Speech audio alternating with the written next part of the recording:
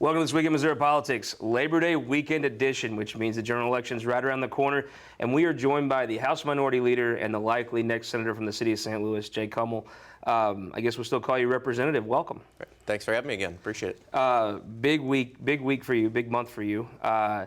You were selected by the committee to fill Joe Keaveney's Senate seat. Any Republican opponent yet? Not as of yet. Your district is one similar to like our friends in Springfield. Not a lot of Democrats run down in Southwest Missouri. You'll be heading to the Senate. What is the one thing you're looking forward to being a senator that changes from the House? I think maybe a little bit more respect, time on the floor, ability to get things done. You know, it's hard in the minority. I think everybody recognizes that in the House, and Sure. I'm looking forward to getting a few more things passed in the Senate. You're replacing a guy that's almost universally respected in Joe Keaveney. I think there's, whether you agree with him on public policy or not, I don't know anyone that doesn't have a lot of respect for Absolutely. Joe Keaveney, the man. Absolutely. Look forward to trying to live up to his standards. He's done a fantastic job representing St. Louis City and St. Louis County. Even though we're very close together, it's hard to juggle those two entities sometimes. You have one more event as a House member, veto session. Right. Seems like the gun bill is the one everyone's talking about. I don't know that, are you picking up votes or are just Republicans leaving a little early in advance of the advance of session? There seems to be a few leaving early. Are we picking up votes? I'm not working that side of the aisle on the issue. I'm just strictly dealing with my members, and I think for the most part, I think we're going to be lockstep with it. You know, guns is a big issue in Missouri. Sure. And it's close to a lot of people's hearts, one way or another. And I think that people can disagree on some of the issues, but I think there's a divide between how the urban community sees certain things and how the rural community sees it, and it's hard for people to come together in the middle. And I think that maybe this was a step too far. Even the people that are perhaps in rural Missouri could possibly see that, when we decided to do concealed training or concealed carry, there was always that aspect of training. There was the aspect of we're going to make sure that the sheriff's departments had some say-so in getting these permits out, and getting rid of that completely seems like an unnecessary step that's really not going to hurt anybody one way or another. You're known as a legislator that can get along with folks in your caucus in urban areas, suburban areas, and rural areas. Kind of fitting you'd be taking Joe Keaveney's seat, somebody that had the same reputation. It is, I think, part of what makes our state such a great place to live is you have a complete urban area like Kansas City or St. Louis, and you have some of those rural places you could ever find in America. That diversity, though, you kind of find the other side of that diversity on these issues here. Do you think there's ever a time when you can make the case of suburbia that maybe this is a step too far? Well, I hope so, and I mean, I think that's what we're trying to do. Certainly, I'm not, I've said before, I'm a gun owner, and, I just think this is a step too far in a direction that's quite possibly going to put some people in danger, because you're going to have a lot of people that aren't trained, that didn't take a safety class. I just don't think that's the right thing right now. Let's talk about the recount or the disputed election, the 78th. You served with Penny Hubbard. There's a dispute over absentee ballots. Right. Looks to me like every campaign I've ever seen had an absentee ballot program, especially in city races. There's always an absentee program for folks that can't make it to the polls, can't be there that day. I can't tell you that I'll be here on election day. I wonder if in the zest to try to make sure there's voter integrity or whatever, you may disenfranchise some people. I think that's obviously the thought process. I think some people are a little worried about that. Does this case play out the way it looks, and then in the future we've got people that are saying, well, I want to get an absentee ballot, but I saw what happened over there in the 78th, and now I don't really want to have to do it, so maybe I just won't go and vote. And I think that's a real fear that people are thinking about. It looks to me like somebody's fighting the good fight, but I assume Representative Hubbard will be back in the House in January. Very, very rarely do the courts issue a new election. I think that's a tough thing. I could be wrong. Maybe this instance is something that will happen, but they just don't like to do it. Seems to me like if this is still in dispute by January, the respect the entire state has for the Hubbard family likely sees her seated in January. I think so, absolutely. Let's talk a little bit about the presidential race. Interesting race. Hillary Clinton probably does very, very well in your House district and your new Senate district. Sure. In Missouri, the question may not be whether she wins, it's whether she even campaigns here. I think that's the case, and whether Donald Trump campaigns here. I think either party hasn't really opened a huge operation in Missouri. And as you know, Missouri kind of lost its bellwether status over the last 2 cycles. Is it back in play now? I think that just kind of remains to be seen. I assume Donald Trump's certainly the favorite to win Missouri. Is it by +5 or -5? I think it's minus. I think it's going to be really close. Is that right? You represent a lot of union members. I was in a labor event. It looked to me like everybody at the head table was certainly voting for Clinton and proud to do so. The majority of the members at the table was probably voting for Trump. That could be. Look, we have I think the general school of thought is that union members always vote for Democrats, and that's not the case. Yeah. And for someone to say that is just not being honest. Normally, we're somewhere in the range of 70% plus or minus that vote for Democrats. But, certainly, and I think we've proven this over the last few years, is that, union members will vote for people that support their issues. And I think that, especially the Missouri AFL-CIO and some of the building trades, we've tried hard to stress that it's not the party, it's the individual, and whether or not they respect workers' rights. Let's talk about a race where that probably has the most bearing on anybody in organized labor. That's the governor's race. The one endorsement from Missouri Eric Greitens has gotten is from the Chamber of Commerce. Their release was straight up. It was about right to work. Right. Is it true that this race will hinge the future of right to work for the next 4 years? Absolutely. I think that if Eric Greitens is governor, then we have right to work before the end of January. Let me ask you a question. Do you believe that there's a segment and a way to reach out to your members who do vote? I mean, obviously, you just look at the legislative breakdown and where people that work in organized labor live. Sure. Some of them vote Republican. Yeah. Do you believe members of organized labor understand the concept you just said, that the governor's race will decide the future of their union? Absolutely, and we're doing everything to make sure they know that. I mean, it's make or break for us. It's do or die, and we're pulling out all the stops to make sure that Attorney General Koster is the next governor of the state of Missouri. Let's talk about if Chris Koster is governor. There still is a move to pass right to work. We've saw it intensify the last few sessions. In Columbia. Does Stephen Weber win that race? I think Stephen Weber absolutely wins that race. It was a heck of a first commercial. Fantastic candidate, very well respected, very well liked in Boone County. Just a great guy all around. I mean, that commercial was stellar. I don't know how someone competes against someone that's done that much for their country and for their county. Let's talk about a race here in St. Louis that could hinge the Senate. If Stephen Weber does defeat Caleb Brown, close race, I think you can make an argument either one of them could win. Sure. Weber's a good candidate. Rizzo likely wins in eastern Jackson County. That's a very Democratic district. You'd have the seat. You'd have Ryan Silvey, been a supporter of labor, as has Gary Romine. Paul Whelan has typically been, but I don't think anybody can be certain how he votes. Right. Scott Sifton's race may tip the balance. Probably, I think, the most intelligent senator as far as how to execute legislation and floor maneuvers. I'm sure the Republicans would love to not have new three young senators come in, buttressed by Scott Sifton. I'm sure they'd love to have him gone. That's a competitive race, though, isn't it? It is, and I think that's maybe even the most competitive Senate race out there. Is that right? I mean, you put it next to Weber's. You put it next to Weber's race, and it's a tough call between the two. It really is. But that's a district that has gone back and forth occasionally. I think the scales are a little more in our favor in presidential years. It's a little bit more Democratic than it was when Lickey had it. Redistricting added some Democrats, Webster Groves. I think maybe some folks point to Donald Trump and some of the rhetoric that the New York Times and the Post-Dispatch hate. Columbia hates, South County doesn't hate so bad. Right. I think that's the case. Give me a prediction. That race is within 5 points? Absolutely. Absolutely. Probably within 2 or 3. Wow, interesting thing. Let's talk about an addition not to the Senate, but to the Hummel family. We have a picture we'd like to show everybody right now. The newest addition. Introduce us. Emma Wood Hummel is my daughter who just turned 4 months old yesterday. We have to thank Sarah for allowing us to use that picture. It was very nice of her. But congratulations on the new addition to your family. Congratulations on moving to the Senate. We hope you'll be back many, many times in the Senate to talk on This Week in Missouri Politics. Thank you for having me. I want to thank the new senator heading in, Jake Hummel, and we'll be back with our opinion maker panel with Steve Tilley, Courtney Curtis, Pat White, Mark Milton, and we'll leave you with the 6 leading Missouri economic indicators.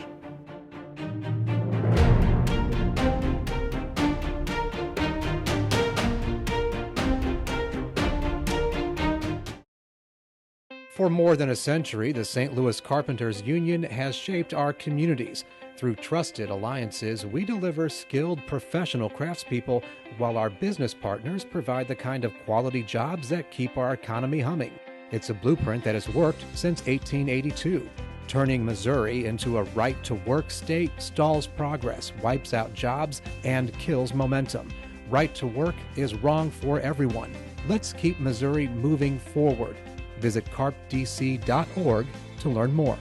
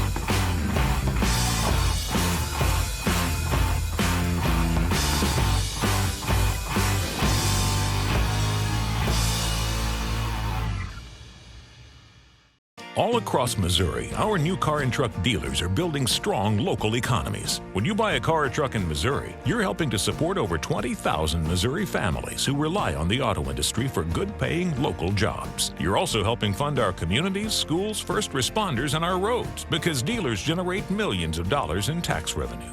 Missouri's automobile dealers have been the foundation of our communities for generations and for generations to come. The Missouri Automobile Dealers Association, the heart of Missouri. Welcome back to This Week in Missouri Politics. We are joined by Pat White, head of the St. Louis Labor Council. Welcome back, sir. Good to be back. Thank you. Representative Courtney Curtis here in St. Louis area. Welcome back. Thank you. Steve Tilley, former Speaker of the House, now governmental consultant extraordinaire. Welcome, sir. Good to be back. Mark Milton, welcome back to the show. Attorney Hush Blackwell, candidate for state rep in Kirkwood. Busy man these days, I assume. Good to see you, sir. Thank you, Scott. Pat, we'll start with you. It's Labor Day weekend. Organized labor in Missouri has a lot of things to be thinking about. Probably some things to be grateful for, the NGA. But it's a time of, you got to be probably the election that'll decide the future of labor going forward. When you talk about the governor's race, is that the race that keeps right to work from passing? Yeah, oh, absolutely. And, well, that's the main race. I mean, we still have a lot of work to do when the session starts. But, I mean, you know, with one stroke of the pen, you know, if Greitens gets in there, the right to work is you know, a law in Missouri in January. So Chris has been a good friend of labor through, even when he was in the Senate as a Republican. And he, you know, really has been a great friend of mine. And I hope that we can push him across the finish line. Courtney Curtis, you've introduced bills that would have brought on some of these laws quickly as a Democrat. Makes you a unique position to be in. What was going through your thought process when you broke with labor and the other Democrats? It was essentially accountability and ensuring that my community has an equal shot at getting the opportunities that other communities have had for decades. Cool. When you say that the opportunities, there's been a historical tension between labor and the African American community. People from outstate Missouri probably don't see it because you generally all support Democrats like yourself. Do you think if there is a Governor Greitens, this is a bill you'll refile in the next session? I think that the need for refiling is still there just because I simply haven't seen the results that I was looking for. But I'm hopeful that with NGA that we'll actually get some of the inclusion that, you know, people have talked about. But again, I haven't seen an action plan or implementation plan, so it remains to be seen. Mark Milton, you're running for state rep. You're of the ones here. You're going to be on the doors the next few evenings and weekends. Folks in Kirkwood can look forward to a smiling Mark Milton coming to them, talking about issues. You're on the other side of right to work. Now you're an attorney with Hush Blackwell. You know some of the labor issues and some of the business developments.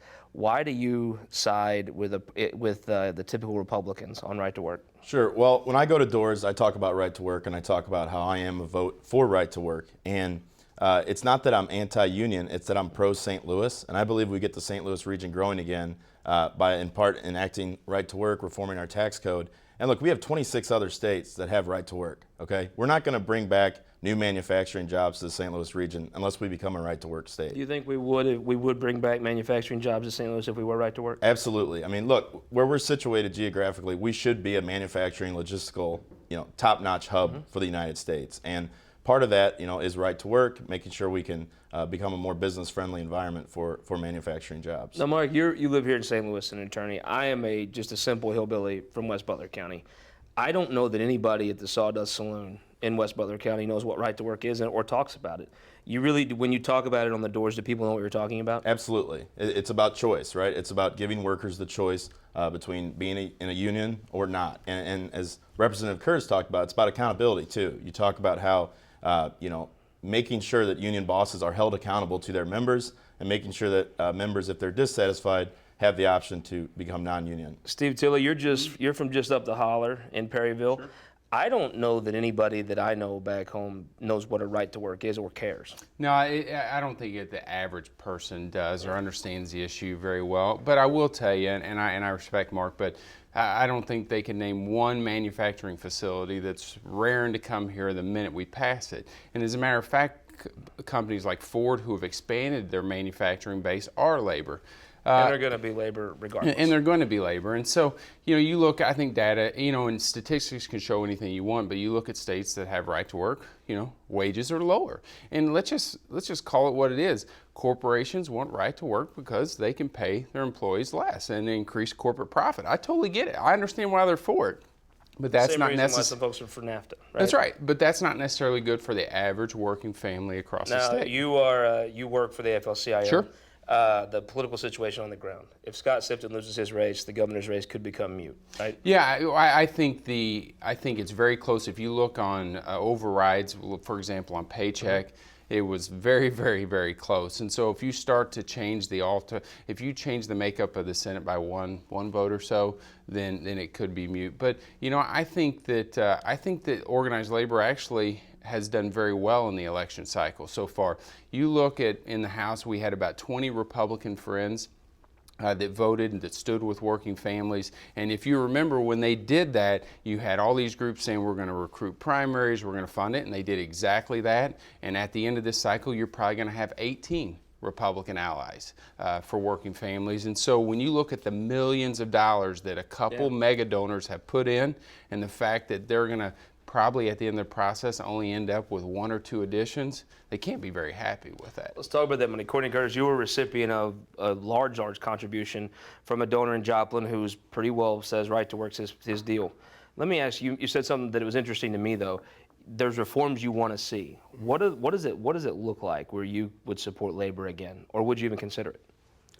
It's always a possibility, and I can say that only because the conversation is always ongoing on both sides. So what it looks like is that we go from an average of about 4% in the plumbers and pipe fitters to maybe 10 or 15%. It means that instead of saying that even though Mayor Slay has an executive order, that each and every time that we meet the minority inclusion goals for each and every project, it means that we don't have to come out into the community when there's a potential dome or new stadium to be built and say that we're going to have an extraordinary inclusion plan, because we've done that all along. That's what it looks like. And it also looks like that we don't have to ask for labor to come to the table on certain things that there's a impact our time in your community. legislative career that it would get to where you meet some of those goals you believe, or at least make strides towards it?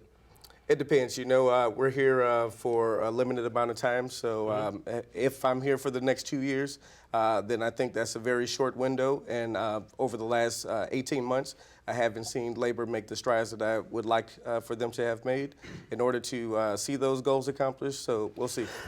Excuse me. Let's talk about the 78th district. Sure. You've ran a race in a similar district in a similar part of the state. I've always known absentee programs to be part of almost every campaign. This doesn't look like that much different than the things I've seen. Sure. So it looks like there are definitely some inconsistencies with the way the operations are handled. It looks like that they need to tighten up on the way things are actually done and the processes that they go through to ensure that every vote is valid and counted. It has wide implications, actually, and that's the most scary thing, because as a candidate, I actually called a voter and had a conversation because she called me because she wanted absentee ballot. It was already too late, so I offered to take the lady to the poll, and she said that she couldn't walk. So that meant that I couldn't even take her to cast her vote simply because it was past the absentee ballot there's date. legitimate reasons to cast an absentee ballot, right? Sure, but do you worry that this makes folks less apt to do it? I mean, that's an argument we heard from Representative Hummel, is with all the controversy and people coming to their houses, do you think people are like, heck with it, I'm not even going to mess with it next time? I don't think that's the case. I think that there will be more scrutiny on the process, and that may deter people because the last thing that you want is someone coming to your door, potentially calling you, asking you why you voted and you marked such and such in order to be able to vote, and you can't remember why, or you don't. There was another reason, or maybe you did end up being able to go to the polls on election day. So that type of scrutiny doesn't do anything for the voters that actually want to cast a valid vote. Pat White, you've been around campaigns a long time. Every campaign has an absentee program. I guess I don't know what's particularly that much different about this than anything else. Well, my biggest fear on this is, in to talk on what Courtney said before, we've been working very closely with, Matthew Dickey's Boys Club, the new chancellor at Harris Stowe, and my biggest fear is that this is going to affect the referendum for the voter ID. I think that this is going to give the far right fodder to say, okay, look, this is what we're talking about with there being, problems, with the way, the elections are done. And, that's my biggest fear. I mean, I vote absentee because I'm out of town a lot. So I know you got to have those six, one of the 6 reasons. And I just think that, it's an issue that comes up a lot in the city. A lot of elections were won and lost with this kind of system. And I just think that my biggest fear, it's going to affect down the road, it's going to affect other elections and other ways it's done. That's an interesting point, Courtney. You've left some folks that have supported you in your first election. You've had some new supporters this time, like a David Humphreys. You think you'll ever be able to get David Humphreys to support other causes? You're doing this because you want to see more racial inclusion. Do you think you'll get David Humphreys to support other candidates that support racial inclusion or issues like that? It's possible. I actually had a dinner with Mr. Humphreys, and I got to know him as a person. And he shared his ideological views. I shared my reasons of accountability. And based off of that, we were able to build a relationship and had a mutual respect for each other because he's genuinely a great guy. And I got to know him, and I think he thought that at least I was able to stand up for my community, and he respected that. So if other people are willing to do so, then I think the door is open. Armel, let me ask you a question. On this, we always hear about these. It's usually in St. Louis, the voting issues, and these are districts where Republicans are offering ideas, Jay Ashcroft being one of them, and they're shot down by Democrats. Do you think this is what helps pass voter ID? Absolutely, and voter ID is just common sense. I mean, you have to show an ID when you go into the federal courthouse downtown. You have to show an ID to get into the Democratic convention. I mean, these are things that it's common sense to have to show an ID to vote. And I think really this absentee ballot situation is representative of a bigger problem, which is Jason Kanter's lack of leadership in the Secretary of State's office. We've had 2 major blunders in the last 3 elections under his leadership. He himself issued a statement saying this is very troubling what's happening in St. Louis City. But he's the boss. The buck stops there. And he wants a promotion now to the U.S. Senate. And I feel like, you got to be able to show you can do the job as Secretary of State before you can expect to be promoted to the U.S. Senate.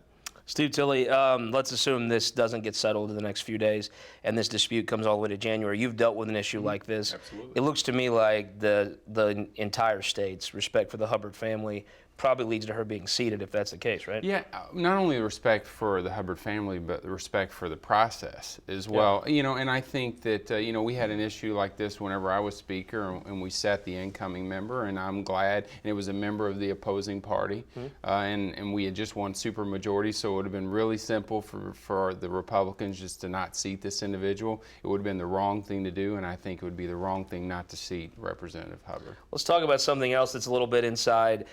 The state auditor audited the Senate. There's an account. I was a staffer in the House at one time. The Senate goes very late. I got to cover one night, part of the 40-hour filibuster all night. The Senate buys food for the staff, the doormen. That was audited. The auditor was critical. You would expect that. The Post-Dispatch was critical. You'd expect that. Right. The Republican nominee for governor, Eric Greitens, was quite critical. You're a lobbyist. Did you ever give to the fund? And what was your reaction to attacks from the top of the ticket? I don't remember if I have, and I don't believe I have, but I can't say for sure. But my response is almost laughable. Okay, here you've got the Republican candidate for governor saying that if you buy a $30 meal for someone, that it's somehow corrupt and they're going to And change these are their kids vote. that make 30 grand maybe. Okay, but then at the same time, he takes a $2 million donation, launders it so nobody really knows who's giving it, and then says, oh, but I can't be bought. So I don't think you can have it both ways. My grandpa used to say, you know, when something doesn't pass a smell test, that dog won't hunt. And I can't imagine being able, with a straight face, trying to criticize the Senate for receiving a $30 meal, and then at the same time saying, but that $2 million donation will have zero impact on me. It's laughable. Mark Milton, who are you supporting from the race for governor? I support Eric Greitens. Let me read you his quote about his campaign. This is exactly the type of cronyism and corruption that Eric will eliminate as governor. I got to tell you, my senator is Doug Libla. He come from very humble roots, built a manufacturing company, employed hundreds of people. He took on China when the federal government would not, and won. My senator's not corrupt. I don't believe he's anyone's crony. If you support Greitens, do you agree with him that this upper body is corrupt and cronyism? No, I don't. And to your point, my senator is Eric Schmidt. I've gotten to know Senator Schmidt, and he's a great guy. I do not think he is corrupt in any sort of fashion. But I do think the bigger issue here is just the appearance of impropriety. And I think for voters, all they hear is lobbyists are buying meals for senators and their staffers. Okay, they're not seeing the details that it was only $6,500 over 3 years, and they're not seeing, you know, they don't maybe appreciate the context, which is these staffers are working late into the night. You mean people that are demagoguing the legislature? Right, that's what I'm saying. But they don't appreciate it because they don't care. Well, I guess what I'm saying is I do think it was sort of an unforced error by the Senate to have this account out there, and I think that from a voter standpoint, it could erode some confidence, but I don't think it's fair to say that it's a corrupt system. Courtney Curtis, you know the process. You're in Jeff City. You know those folks work sometimes literally all night. That's not that odd. This fund's ran by the Senate administrator, a nonpartisan position. It's got to be a little funny, though, to watch the other party cannibalize itself. It goes with the, with politics. It's all politics. Pat White, let me ask you this. It's an interesting thing. I found Ron Richard to be leading the Senate. I don't think Ron Richard's corrupt. Policy differences, I disagree with Ron on some policy. Ron Richard's a really solid person and means well. He's the leader of the Senate. Do you believe at some point he stands up for the Senate in his own party? Well, I hope he does. And I mean, I think we're missing the point with this. When we start talking about money, we need to start talking about how Missouri has no limits on campaign contributions. And, to talk about this fund where they're buying $30 meals for staffers who are working basically all night, I mean, I think we're wasting our breath when we should be talking about these 2 mega donors that Steve talked about who are basically buying the state. But just to the news of the day, I think that, Ron Richard, for whatever anybody wants to disagree on policy or donors, he's the job creator from Joplin. He's a man that has a lot of pride, he's got a lot of accomplishments. Do you think he swallows his pride and just takes this, or is it some point he stands up? I don't know Ron Richard to be one you can just kick dirt in his face over and over. My experience with the President of the Senate is he will say what's on his mind, and I think he will defend the Senate, and I think he'll defend his members. If Ron Richard won't defend the Senate, do you think somebody else steps up and fills that leadership vacuum? Absolutely. Interesting. It gets harder to defend the legislature when they don't defend themselves. We'll be right back next week, right after Labor Day. It'll be 8 weeks to the election. We'll join you to talk about it all on This Week in Missouri Politics.